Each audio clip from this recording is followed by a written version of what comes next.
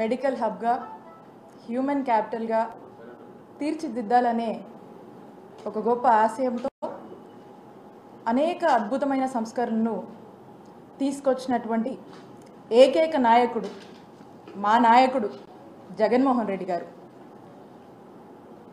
మరి 6 నెలల కాలంలో మనం చూస్తూ ఉన్నాము. ఏంటయ్యా జరిగింది అంటే, ఆరోగ్యశ్రీని ఏమాత్రం కూడా పట్టించుకోవడం లేదు. ఆరోగ్య ఆసరా ఊసే లేదు, సురక్ష ప్రస్తావనే లేదు, ఫ్యామిలీ డాక్టర్ లేదు, నాడు నేడు లేదు, కొత్త మెడికల్ కాలేజీలు లేవు, అట్టకెక్కిన 108, 104 సేవలు. అంటే ఒకసారి ఆలోచన చేయండి. జగనన్న హయాంలో మా నాయకుడు వైఎస్ జగన్మోహన్ రెడ్డి గారి ప్రభుత్వంలో ఏ విధంగా రాష్ట్ర ప్రజలకు వైద్య సేవలు అందించామనేటువంటి విషయం. ఒక ఆరోగ్యశ్రీనే తీసుకుందాం. మరి ఆరోగ్యశ్రీ పేదవాడి ఆరోగ్యానికి ఎంతగానో భరోసానిచ్చినటువంటి పథకం ఆరోగ్యశ్రీ. మరి ఆరోగ్యశ్రీ మనం చూసినట్టయితే ఉన్నటువంటి ఆరోగ్యశ్రీని మనం మెరుగులు దిద్ది 3257 ప్రొసీజర్లకి మనం తీసుకువెళ్ళాం. అలాగే నెట్వర్క్ హాస్పిటల్ యొక్క సంఖ్యని కూడా గతంలో ఎన్నడూ లేనటువంటి విధంగా మనం పెంచడం జరిగింది. 5 లక్షల వరకు వర్తించేటువంటి లిమిట్ ఉన్నటువంటి మరి ఆరోగ్యశ్రీని 25 లక్షల వరకు కూడా మనం పెంచి తీసుకువెళ్ళటం జరిగింది. అలాగే ఇక ఆరోగ్యశ్రీకి ఒక సరికొత్త డైమెన్షన్ని యాడ్ చేస్తూ ఆరోగ్య ఆసరా అంటూ ఒక పేషెంటు ఏదైనా సర్జరీ అయ్యి మరి అయిన తర్వాత డిశ్చార్జ్ అయ్యి ఇంటికి వెళ్ళి కోలుకునేటువంటి సమయంలో, అంటే రికవరీ పీరియడ్లో వారికి ఆర్థికంగా ప్రభుత్వమే అండగా ఉండాలి అని భావించి జగనన్న ప్రభుత్వం ఆరోగ్య ఆసరా అని చెప్పి ఒక రోజుకి 225 రూపాయల చొప్పున నుంచి గరిష్టంగా 5,000 వరకు మరి ఫినాన్షియల్ అసిస్టెన్స్ని అందించి ఆ రోగి కోలుకునేటువంటి సమయంలో కూడా ప్రభుత్వము ఏ విధంగా ఆరోగ్య ఆసరా అంటూ అండగా ఉన్నటువంటి పరిస్థితులు మీరందరూ కూడా చూశారు. మరి ఇప్పుడు అలాంటి గొప్ప ఇనిషియేటివ్స్, అలాంటి గొప్ప నోవెల్ స్కీమ్స్ని ఏదైతే జగన్మోహన్ రెడ్డి గారు తీసుకొచ్చారో అవేవి కూడా మరి ఇప్పుడు మనకు పూర్తి స్థాయిలో కూడా మనం చూసినట్టయితే ఏమాత్రం కూడా పట్టించుకోకుండా నిర్లక్ష్యం వహిస్తున్నటువంటి కూటమి ప్రభుత్వాన్ని మనం చూస్తూ ఉన్నాము. ఇక మనం చూస్తూ ఉన్నాము కూటమి ప్రభుత్వం ఏర్పడ్డాక మరి చంద్రబాబు నాయుడు గారి నాయకత్వంలోని ఈ కూటమి ప్రభుత్వం ఒక పద్ధతి ప్రకారంగా ఆరోగ్యశ్రీని ఏ విధంగా కూడా నిర్వీర్యం చేస్తున్నారో మనం చూస్తూ ఉన్నాము. ఆరోగ్యశ్రీ బదులు ఆరోగ్యశ్రీ అసలు అవసరమే లేదని, ఏవో ఇన్సూరెన్సు స్కీమ్లని, ఏవో పాలసీలని ఒక పద్ధతి ప్రకారం మనం చూస్తున్నట్టయితే ఆరోగ్యశ్రీని అనారోగ్యశ్రీగా మార్చేస్తున్నారు. ఇక ఆరోగ్య ఆసరాన్ని ఏమాత్రం కూడా పట్టించుకోవట్లేదు, ఊసే లేదని చెప్పొచ్చు. ఇక నెట్వర్క్ హాస్పిటల్లో పరిస్థితికి వస్తే చెల్లించాల్సినటువంటి పెండింగ్ బిల్స్ ఏమాత్రం కూడా చెల్లించడం లేదు. ఇక ఫ్యామిలీ డాక్టర్ ప్రోగ్రామ్ మీ అందరికీ కూడా తెలుసు. జగన్మోహన్ రెడ్డి గారి ఒక గొప్ప ఆలోచన, ఒక అద్భుతమైన కాన్సెప్ట్ అని చెప్పొచ్చు ఈ ఫ్యామిలీ డాక్టర్ ప్రోగ్రామ్. గ్రామాల్లోనే వైద్య సేవలు అందించేటువంటి ఒక గొప్ప ఆలోచన. అవసరమైన ప్రతి ఇంటికి కూడా గవర్నమెంట్ డాక్టర్ వెళ్ళి ఆ ఇంట్లోనే వైద్య సేవలు అందించేటువంటి ఒక గొప్ప ప్రోగ్రామ్ ఈ ఫ్యామిలీ డాక్టర్ ప్రోగ్రామ్. మరి ఈరోజు చూస్తుంటే ఇక ఈ ఫ్యామిలీ డాక్టర్ ప్రోగ్రామ్ కూడా ఏమాత్రం కూడా ఈ కూటమి ప్రభుత్వం పట్టించుకోనటువంటి పరిస్థితి. ఇక ఆరోగ్య సురక్ష, స్పెషాలిటీ డాక్టర్లను ఆ గ్రామంలోనే వారిని పంపించి అక్కడే ఆ గ్రామస్తులకు చక్కటి వైద్య సేవలు అందించేటువంటి ఒక వినూత్నమైనటువంటి కార్యక్రమం ఈ ఆరోగ్య సురక్ష. మరి ఈ కార్యక్రమం ఊసేలేదు. ఇక 108, 104 సేవలు మనం చూస్తూ ఉన్నాం. ఆనాడు వైఎస్ రాజశేఖర్ రెడ్డి గారు 108 అనే అంబులెన్స్లను తీసుకురావటము మనం అప్పుడు అప్పటి నుంచి ఇప్పటికి కూడా ప్రజల కోసము, పేదవాడి కోసము, ఏ ఇబ్బంది అయినా, ఏ ప్రాణాపాయ పరిస్థితుల్లో అయినా కూడా వాళ్ళకి ఎంబటే అందుబాటులో ఉండే విధంగా ఈ 108 సేవల్ని వారు ఇంట్రడ్యూస్ చేశారు. ఈ 108 అనేది దేశానికే ఆదర్శంగా నిలిచింది. ఈరోజు మనం చూస్తే దేశం మొత్తం కూడా 108 వెహికల్స్ మనకు కనిపిస్తాయి. ఆపదలో ఉన్న వాళ్ళని రక్షిస్తూ, కాపాడుతూ ఎక్కడికి వెళ్ళినా కూడా మనకి ఇవి దర్శనం అవుతూ ఉంటాయి. అలాంటి ఒక గొప్ప ఇనిషియేటివ్ని ఆనాడు వైఎస్ఆర్ గారు తీసుకొస్తే అదే మనము మన నాయకుడు జగన్మోహన్ రెడ్డి గారు మరి ఈ 108ని, ఈ 104ని రివాంప్ చేస్తూ, దీన్ని స్ట్రెంగ్తన్ చేస్తూ అనేక రిఫార్మ్స్ వీటిలో తీసుకురావడం జరిగింది. మనం చూసినట్టయితే ఈ 104 వెహికల్స్ని 976 కొత్త వాహనాలు మనం కొనుగోలు చేశాం. ఈ 108 అంబులెన్స్ చూస్తే 768 వరకు కూడా తీసుకెళ్ళాం. గతంలో మనం చూసినట్టయితే మనం అధికారంలోకి వచ్చే నాటికంటే అప్పటి టీడీపీ హయాంలో 531 ఉండేది. వీటిని మనం 768 వరకు కూడా పెంచాము. ఇవే కాకుండా ప్రత్యేకించి ట్రైబల్ ఏరియాస్ కోసం ప్రత్యేకించి 104, 108 వెహికల్స్ని కొనుగోలు చేసి అద్భుతమైన సేవలు ప్రత్యేకించి వారికి అందుబాటులోకి మనం తీసుకొచ్చాము. అంటే పేషెంట్ని ఒక గోల్డెన్ అవర్లో రక్షించుకోవాలనేటువంటి బాధ్యత జగన్మోహన్ రెడ్డి గారి ప్రభుత్వానికి ఉండింది కాబట్టి ఇవన్నీ కూడా మనం తీసుకొచ్చాము. ఇవి తీసుకురావడమే కాదు, చక్కగా వీటి యొక్క ఇంప్లిమెంటేషన్, వీటి కోసము ఎమర్జెన్సీ కాల్ సెంటర్స్, వీటిని మానిటర్ చేయడము, అండ్ ఇంతకుముందు లేనటువంటి అడ్వాన్స్మెంట్తో ఉన్నటువంటి వెహికల్స్ని మేము తీసుకొచ్చి, అలాగే ఇంతకుముందు ఉన్నటువంటి వెహికల్స్ కూడా ఏదన్నా కండిషన్లు లేకపోతే మనకే ఎక్కడో రోడ్డు మీద ఎక్కడో ఆగిపోతున్నదో కాదు, మనమే వాటిని చెక్ చేసి, వాటి కండిషన్ చెక్ చేసి మనమే కొన్ని తీసేసి మళ్ళీ మనమే కొన్ని కొత్తవి తీసుకొచ్చి దాంతోపాటు ఇంకా కూడా ప్రజలందరికీ ఎక్కడ కూడా అంతరాయం కలగకూడదు అని చెప్పి బ్రహ్మాండంగా ఇటు సేవలు ఉండాలి అని చెప్పి మరి మనం ఇవన్నీ కూడా తీసుకొచ్చి స్ట్రెంగ్తన్ చేసి మనం ముందుకు వెళ్తూ ఉంటే మరి మంత్రి గారు మాట్లాడుతూ ఉన్నారు, ఏదో జరిగిపోయినట్టు, అసలు ఏదేదో అయిపోయినట్టు, అసలు మన జగన్ గారి హయాంలో అసలు ఏం బాగాలేదన్నట్టుగా మంత్రి గారు మాట్లాడుతూ ఉన్నారు. మరి మంత్రి గారు తెలిసి మాట్లాడుతున్నారు, తెలియ మాట్లాడుతున్నారు, నాకైతే అర్థం కావట్లే.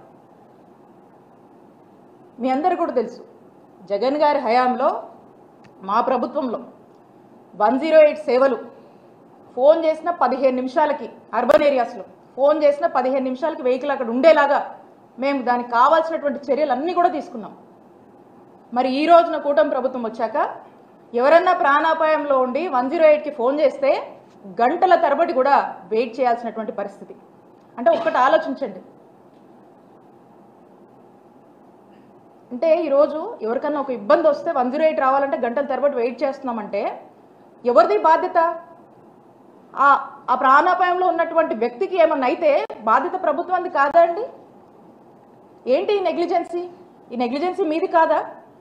ఈ రోజున 6 నెలలైంది మీరు అధికారంలోకి వచ్చి, ఇప్పుడు కూడా మేము బ్రహ్మాండంగా చేశాం. 6 నెలలైంది మీరు వచ్చి, మీకు చేతనైంది మీరు చేయండి, మీరు మంచి చేయండి, ఈ సర్వీసెస్ని ఇంకా స్ట్రెంగ్తన్ చేయండి, మీరు మంచి సేవలు అందించండి. ఇవి అందించకుండా మీరు మాటలు చెప్తూ మమ్మల్ని ఏదో మా మీద బురద జల్లుతూ, ఇక బహుశా మనకు ఒక ఉదాహరణ చెప్పొచ్చు.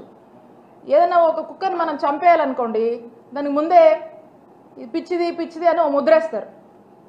అలాగే ఇక వాళ్ళకి ఏదన్నా ఈ కంపెనీ కాకుండా ఇంకో కంపెనీని మార్చుకోవాలనుకుంటున్నారో, మరి వేరే వాళ్ళకి అప్పచెప్పాలనుకుంటున్నారో, వాళ్ళ ఉద్దేశం ఏమో తెలియదు. ఇక బాగాలేదు అన్నాక ఇక చిన్నగా వాళ్ళు మార్చుకోవచ్చు కదా.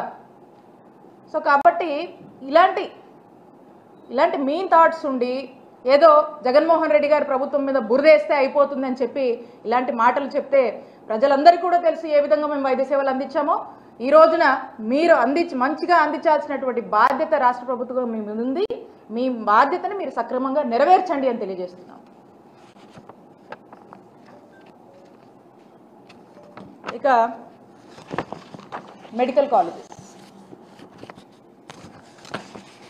Keeping in view of the first and foremost need of tertiary care in the state of Andhra Pradesh, మా నాయకుడు జగన్మోహన్ రెడ్డి గారు ఈ రాష్ట్రంలో 17 కొత్త గవర్నమెంట్ మెడికల్ కాలేజ్ని సుమారు 8,500 కోట్ల వ్యయంతో ఒక్కో కాలేజ్కి 500 కోట్లు ఖర్చు చేస్తూ 17 గవర్నమెంట్ మెడికల్ కాలేజ్ని తీసుకురావాలనేటువంటి ఒక గొప్ప ఆలోచనకి శ్రీకారం చుట్టారు. మరి ఒక ఆలోచన ఉంటేనే సరిపోదు, దీనికి సరైన ఆచరణ కూడా ఉండాలి అని భావించి కూర్చొని చక్కగా ఒక యాక్షన్ ప్లాన్ వేయడం జరిగింది. దీన్ని 3 ఫేజెస్ కింద మనం డివైడ్ చేసుకున్నాం. సో ఫస్ట్ ఫేజ్ వచ్చేసి 2023 to 2024 విజయనగరం, రాజమండ్రి, మచిలీపట్నం, ఏలూరు, నంద్యాల ఫస్ట్ ఫేజ్లో మనం ఈ కాలేజెస్ అనుకున్నాం. అలాగే సెకండ్ ఫేజ్లో కొన్ని కాలేజెస్ అనుకున్నాం, థర్డ్ ఫేజ్లో కొన్ని అనుకున్నాం. సో ఈ ఫస్ట్ ఫేజ్కి సంబంధించి ఈ కాలేజెస్ని మనం అనుకున్నట్టుగా ఏదైతే ఒక టైం లైన్ మనం అనుకున్నామో అనుకున్న విధంగా ఈ కాలేజెస్ని మనం ప్రారంభించి అందుబాటులోకి తీసుకువచ్చి మరి 2023 to 2024కి సంబంధించి మనము ఒక్కో కాలేజ్కి 150 మెడికల్ సీట్లు అంటే ఎంబీబీఎస్ సీట్లు అంటే మొత్తం 5 కాలేజీలకి 750 ఎంబీబీఎస్ సీట్లని మనం అందుబాటులోకి తీసుకొచ్చి ఈ కాలేజెస్ని ప్రారంభించి మరి వైద్య విద్య అభ్యసించాలనుకుంటున్నటువంటి ఎంతోమంది విద్యార్థులకు ఒక హోప్గా నిలిచి మరి ప్రారంభించినటువంటి పరిస్థితి జగనన్న ప్రభుత్వంలో నెలకొన్నటువంటి విషయం మీ అందరికీ కూడా తెలిసిందే. మరి ఫేజ్ టూ మేము అనుకున్నటువంటి ఆదోని, పాడేరు, పులివెందల, మార్కాపురం, మదనపల్లి. మరి ఈ కాలేజెస్ విషయానికి వస్తే ఇవి ఈ సంవత్సరం ప్రారంభం కావాల్సినటువంటి కాలేజెస్. ఇవి మీ అందరినీ కూడా నేను రిక్వెస్ట్ చేస్తూ ఉన్నాను, దయచేసి ఇవి అబ్జర్వ్ చేయాలి మీరందరూ కూడా. ఏవైతే మేము ఈ సంవత్సరం టార్గెట్ పెట్టుకున్నటువంటి 5 కాలేజెస్ నేను ఇప్పుడు మీకు చెప్పానో ఈ కాలేజెస్కి సంబంధించి దీని యొక్క ఫ్రేమ్వర్క్ అంతా కూడా, దీని యొక్క కన్స్ట్రక్షన్ కూడా, ఈ ఫొటోస్ అన్నీ కూడా మీకు చూపించేవి జనవరి నెలవి, ఈ సంవత్సరం జనవరి నెలవి. అంటే ఇప్పుడు ఈ రోజుకి 10 నెలలు దాని గురించి మనం మాట్లాడుతూ, సో 10 నెలలు అయిందనమాట. ఇవి అప్పటి స్టేటస్. ఇది ఆదోని మెడికల్ కాలేజ్ సంబంధించినటువంటి స్టేటస్ మీకు కనిపిస్తూ ఉంది. Hospital, college blocks, hostel Adoni. ఇది మదనపల్లి మెడికల్ కాలేజ్ సంబంధించి మీకు కూడా ఇక్కడ కనిపిస్తూ ఉంది college block, boys hostel, girls hostel. Paderu కూడా మీకు కనిపిస్తూ ఉంది హాస్పిటల్, కాలేజ్ బ్లాక్, హాస్టల్స్ మీకు కనిపిస్తూ ఉన్నాయి, బాయ్స్ హాస్టల్, గర్ల్స్ హాస్టల్. అలాగే మార్కాపురం దీనికి కూడా మీకు కనిపిస్తూ ఉంది college blocks, girls hostel, boys hostel. ఇంకా పులివెందులకు సంబంధించి కూడా మీరు చూసినట్టయితే హాస్పిటల్, మెడికల్ కాలేజు, ఇది దయచేసి అబ్జర్వ్ చేయవలసిందిగా కోరుతున్నాను. బాయ్స్ హాస్టలు, ఇది గర్ల్స్ హాస్టల్ మీరు చూస్తూ ఉన్నారు అందరూ. ఇవి ఎప్పటి సంగతి నేను మాట్లాడుతూ ఉన్నా, ఈ సంవత్సరం జనవరి నెలలో ఫొటోస్ నేను మాట్లాడుతూ ఉన్నా. వర్క్ ఇన్ ప్రోగ్రెస్ స్టేటస్ గురించి నేను చెప్తా ఉన్నా. అంటే ఇక్కడ స్పష్టంగా కనిపిస్తుంది బాయ్స్ హాస్టల్ ఎంతవరకు కట్టడం అయిందో, గర్ల్స్ హాస్టల్ ఎంతవరకు కట్టడం అయిందో మనకు కనిపిస్తూ ఉంది. మరి మనం చూస్తూ ఉన్నాము మంత్రి గారు అవగాహన ఉండి మాట్లాడుతున్నారా, అవగాహన లేక మాట్లాడుతున్నారా, లేదా కాలేజ్లు వాళ్ళు తీసుకురావట్లేదు కాబట్టి ఆ నెపము మా మీద వెయ్యాలని, మళ్ళీ పొరపాటుని కాలేజ్ కనుక వస్తే ఈ క్రెడిట్ అంట మా నాయకుడు జగన్మోహన్ రెడ్డి గారికే దక్కుతుంది కాబట్టి ఈ మంచి పని నుంచి చేయదలుచుకోలేక వాళ్ళ బాధ్యత నుంచి తప్పుకుంటూ ఏదో సాకుతో ఈ నెపం మన మీద వేయాలని చూస్తున్నట్టు అర్థమవుతోంది. ఏంటంటే ఏమంటున్నారు, ఈ హాస్టల్స్ అంటే మనం కట్టలేదంట, ఈ హాస్టల్స్ మీకు కనబడుతున్నటువంటి ఈ హాస్టల్స్ని మనం కట్టలేదు కాబట్టి అందుకని మనకు మెడికల్ కాలేజ్కి మనకు పర్మిషన్ రాలేదు అని మంత్రి గారు మాట్లాడుతున్నారు. కౌన్సిల్లో చూస్తూ ఉన్నాం.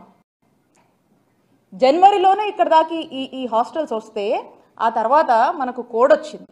అప్పటికి వర్క్ ప్రోగ్రెస్ జరుగుతుంది. వార్ ఫుటింగ్ బేసిస్లో నేను చెప్పినటువంటి 5 కాలేజెస్ని ఈ సంవత్సరం ఈ అకాడమిక్ ఇయర్లో ప్రారంభించాలి అనేటువంటి ఉద్దేశంలో ప్రోగ్రెస్ నడుస్తూ ఉంటే ఇప్పటికి కంప్లీట్ కూడా అయిపోయాయి. మరి ఈ సాకుతో కాలేజ్ పర్మిషన్ రాలేదని మంత్రి గారు మాట్లాడుతూ ఉంటే ఏమనాలి?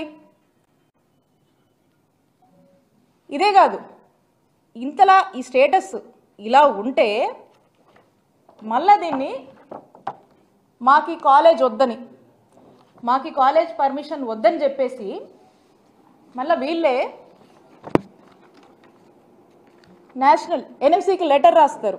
ఈ లెటర్ కూడా మీకు చూపిస్తాను, ఇది మీకు అందజేస్తాను. ఈ లెటర్ ఏమని రాస్తున్నారండి, ఇందులో ఏమని రాశారంటే ఈ లెటర్లో క్లియర్గా మెన్షన్ చేశారు. జస్ట్ వీళ్ళు రాసింది, వాళ్ళు రిప్లై ఇచ్చింది మీకు చదివి వినిపిస్తాను. Dr.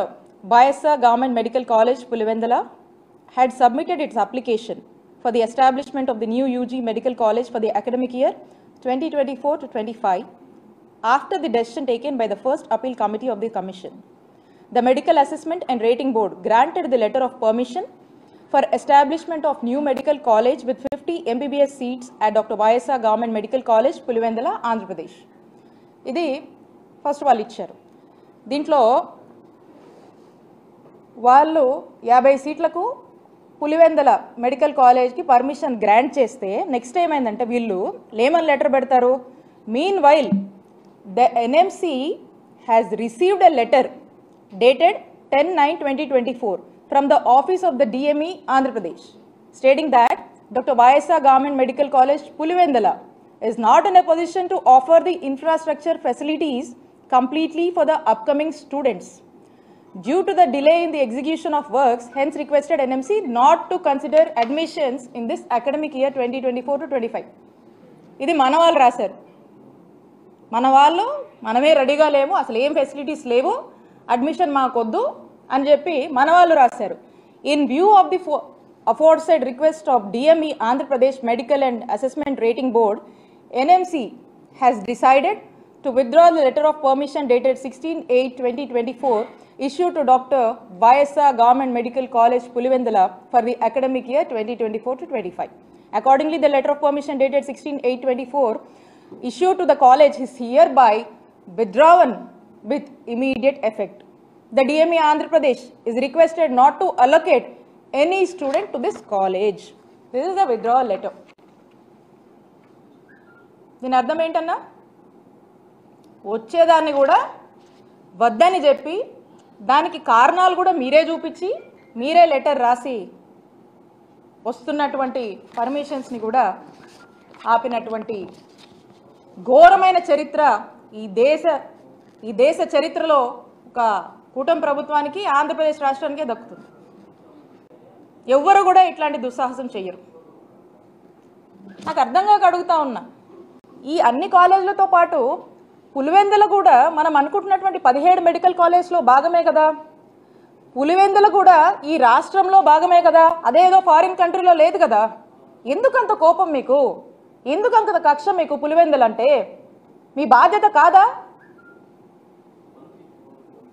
మీరు మనం చూస్తూ ఉన్నాం, అసలు మొదటి నుంచి కూడా వీళ్ళ తాపత్రయము తపనంతా కూడా కొత్త మెడికల్ కాలేజ్ తీసుకురావడం కంటే ఇక్కడున్నటువంటి ఎంతో ఆశతో హోప్తో వైద్య విద్య చదివేటువంటి విద్యార్థుల ఆశని మరి డెస్ట్రాయ్ చేస్తూ, వాళ్ళ తల్లిదండ్రుల ఆశని డెస్ట్రాయ్ చేస్తూ మీరు ఎందుకు ఇలా ఆలోచిస్తున్నారని కనుక మనం చూసినట్టయితే దీనికి కారణం ఏంటంటే ఒకటే, వాళ్ళు ఎంచుకున్నటువంటి ఫిలాసఫీ మొదటి నుంచి కూడా. ఏంటి ఆ philosophy? Privatisation is the philosophy of this government. ఈ ప్రైవేటైజేషన్ అనే కాన్సెప్ట్లో ఏంటి, ఎవరో ప్రైవేట్ వాళ్ళకి ఇవన్నీ కూడా దారాదత్తం చేయడం, ఏదైతే ప్రజల ఆస్తిగా ఈ యొక్క గవర్నమెంట్ కాలేజ్ని ఉన్నాయో, ఏదైతే ఆ గవర్నమెంట్ కాలేజ్ సంబంధించినటువంటి ల్యాండ్స్ ఉన్నాయో, ఈ ప్రజల యొక్క ఆస్తిని ప్రైవేట్ వాళ్ళకు దారాదత్తం చేయడం అనేది ఒకటి నిర్ణయించుకున్నారు. దాంట్లో భాగంగానే ఎలా పర్మిషన్లు తెచ్చుకోవాలనేటువంటి తపన కంటే ఏ సాకులు చెప్పాలి, ఎలా వద్దు, ఎలా రాకుండా చేయాలనేటువంటి దాని మీద ఎక్కువ తపన పడుతూ ఆరాట పడుతున్నారనేటువంటి విషయం మనకు స్పష్టం అవుతా ఉంది. ఇక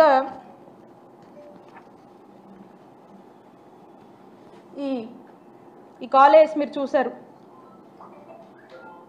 జగనన్నే గనక ఉండి ఉంటే ఖచ్చితంగా ఈ సంవత్సరము ఈ 5 కాలేజ్ని ఏదేమైనప్పటికీ వార్ ఫుటింగ్ బేసిస్లో పనిచేసి ప్రారంభించే వాళ్ళము అనేటువంటి విషయము ఈ రాష్ట్ర ప్రజలే అంటున్నారు, నేనంటుంది కాదు.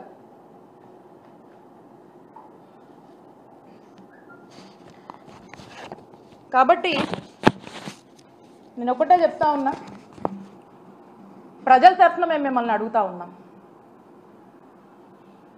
We protest and demand, YSR Congress Party demands this government to complete the balance works and ensure better health for the people of the state.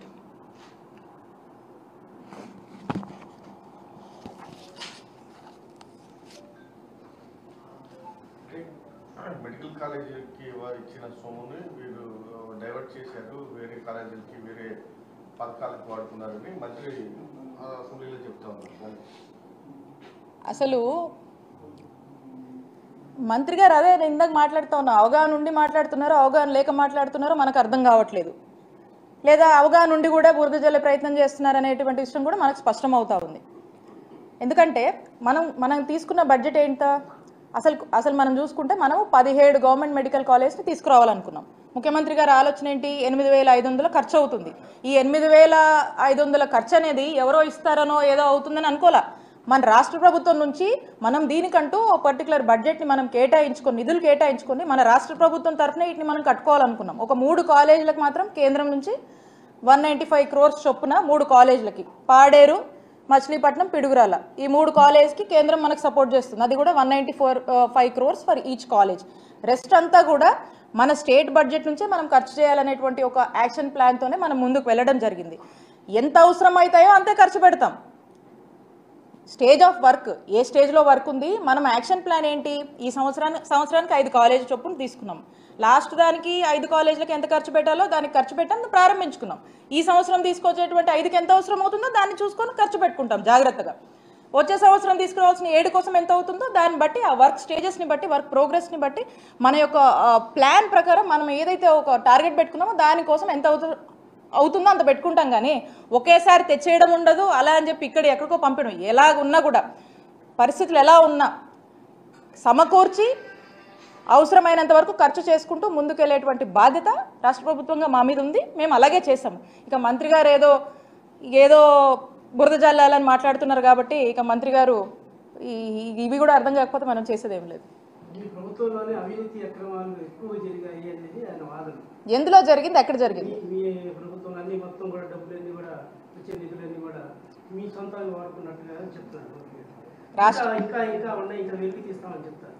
తీమనండి, ఇబ్బంది ఏం లేదు. కానీ రాష్ట్ర ప్రజలందరూ కూడా చూశారు, ఇది ప్రజలకు మంచి చేసినటువంటి ప్రభుత్వం జగనన్న ప్రభుత్వం అని ప్రతి ఒక్కరు కూడా ఈరోజు ఈ 6 నెలల కాలంలో మనం చూస్తూ ఉన్నాము. జగనన్న ఉంటే అమ్మఒడి వచ్చేది, జగనన్న ఉంటే చేయూత వచ్చేది, ఆసరా వచ్చేది, ఇలా జగనన్న ఉంటే ఈ పథకం వచ్చేది, ఆ పథకం వచ్చేది అని చెప్పి ఈరోజు రాష్ట్రంలో ఉన్నటువంటి ప్రతి అక్క ప్రతి అన్న కూడా మాట్లాడుతున్నటువంటి పరిస్థితులు మీ దృష్టికి కూడా వచ్చి ఉంటాయి. జస్ట్ 6 నెలలే అయింది కుటుంబ ప్రభుత్వం ఏర్పడి. ఇవన్నీ కూడా జగనన్న డీబీటీ పద్ధతిలో నేరుగా అక్క చెల్లెమ్మల అకౌంట్స్కి, అన్నల అకౌంట్స్కి వేసినటువంటి పరిస్థితి. ఎక్కడ కూడా ఇలాంటి వాటికి తావు లేకుండా చాలా ట్రాన్స్పరెంట్గా జగనన్న ప్రభుత్వం పనిచేసిందని మేము ఎప్పుడూ కూడా ఎప్పటికైనా కూడా గర్వంగా చెప్పుకునేటువంటి పరిస్థితిలో మేమున్నాము. ఇక వీళ్ళు చెప్పినటువంటి చూస్తూ ఉన్నాం. సూపర్ 6 అన్నారు. సూపర్ 6 గురించి ఏమీ లేదు, ఇన్ని 6 నెలలు అవుతా ఉంది, సూపర్ 6 లేదు, ఏమీ లేదు, వాళ్ళు ఇస్తారన్న నమ్మకం ప్రజల్లో కూడా పోయింది. సో కాబట్టి ఏదో నెపం మా మీద వేయాలని మాట్లాడుతూ ఉన్నారు. కాబట్టి ప్రజలకు మా పాలన మీద ఒక నమ్మకం ఉంది. ఇప్పుడు వాళ్ళే మాట్లాడడం మనం చూస్తూ ఉన్నాము. కాబట్టి ఇక వాళ్ళు ఏదో నిందలేస్తే మనం పెద్దగా పట్టించుకోవాల్సినట్టు, ఇంకా ప్రజలే సాక్ష్యం దీనికి.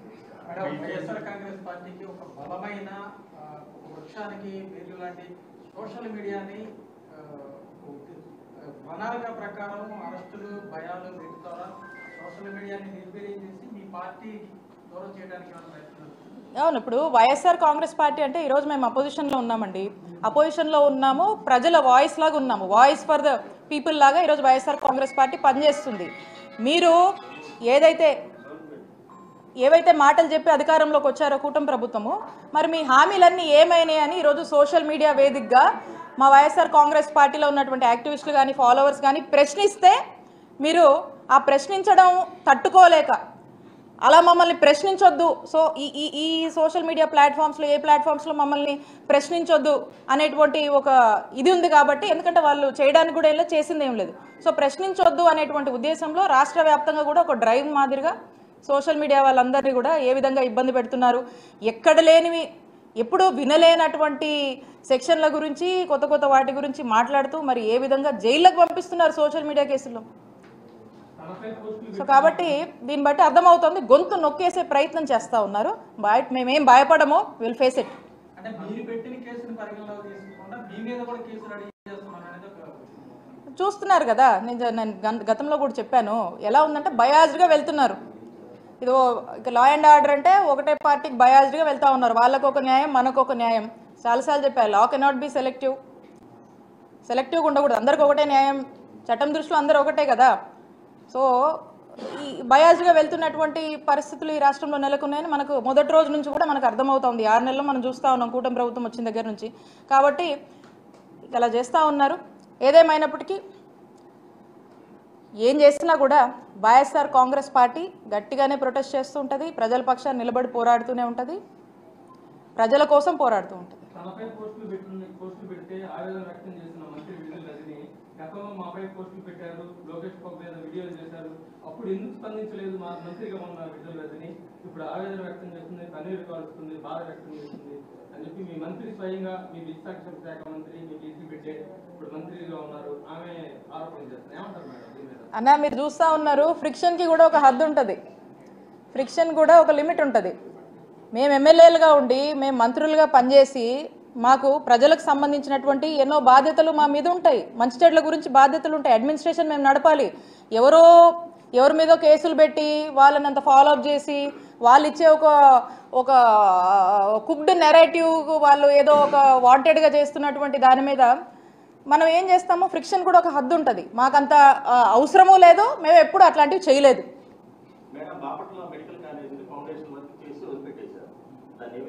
అది 3rd ఫేజ్ కింద తీసుకున్నామన్నా. సో ఆ ఫేజ్లో మనం ప్లాన్ చేసాం కాబట్టి ఆ ఫేజ్కి తగ్గట్టుగా మనం దాని మీద అడుగులు వేసాం. ఎస్,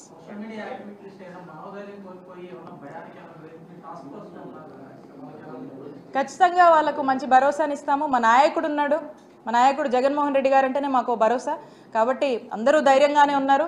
ఏదో మీరు మమ్మల్ని ఏదో బెదరగొట్టాలని మీరు చేస్తున్నారు, no problem, will take it. But మేమేం భయపడము, ఇంకా మేము ధైర్యంగా ముందుకు వస్తామని తెలియజేసుకుంటున్నాం.